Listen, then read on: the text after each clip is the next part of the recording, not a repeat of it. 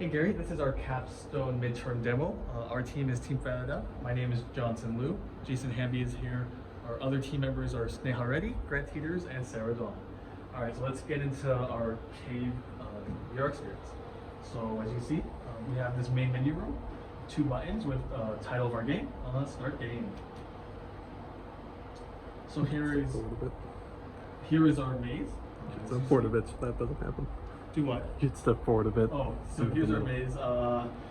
As you can see, there's the health bar that we've created, which will change based on the objects that you encounter throughout our maze.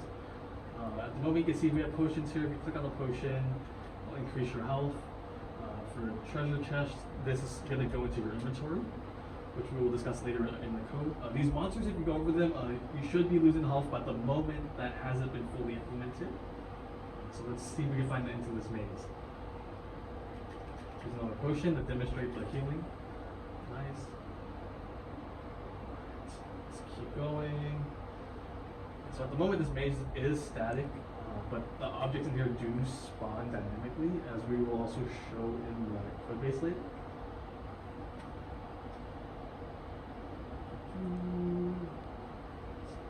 Here, it should be around this corner somewhere.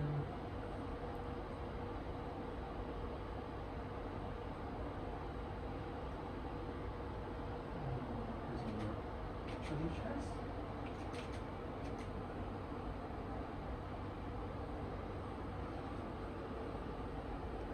It's like I'm driving. Okay, so here's the end of our maze. As you can see, we found the exit. So once I click return to start, we can move on to talking about the code. All right. So for code, we've made a variety of scripts for this game. One of the most important ones is this player move script, which is responsible for taking the controller input and actually moving the player according to that. We've also got our spawning script, which whenever the game is started, spawns all of the enemies, treasure chests, and potions in random positions around the maze. We've got our player script, which just holds the player's health currently.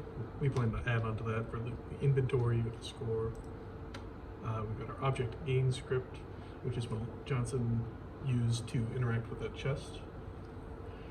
Currently it just deactivates the chest so that it vanishes, but we plan on adding on an inventory system later. We've got our score. This isn't fully functioning yet, but we plan to track the user's score and add to it whenever you pick up the chest. We've got our health gain behavior, or our health gain script, which is used whenever you interact with a health potion, and it just increments the player's health by 30. And then we've got our health bar script, which is responsible for kind of updating the UI element of the health bar itself. Yeah, for our pitfalls, our spawning algorithm isn't perfect yet. Sometimes it puts things into the wall. We have like a kind of basic check that's supposed to try to avoid the most egregious examples, but it's still not perfect yet. We also haven't completely gotten the score and inventory systems implemented yet, so like I mentioned, the game object just gets deactivated whenever you interact with it. What else? Another thing is that our maze algorithm isn't completely finished yet. So that maze that we just showed was a pre-made maze, but we plan on, once we finish implementing that algorithm, this will be a randomly generated maze each time. And I think that's about it.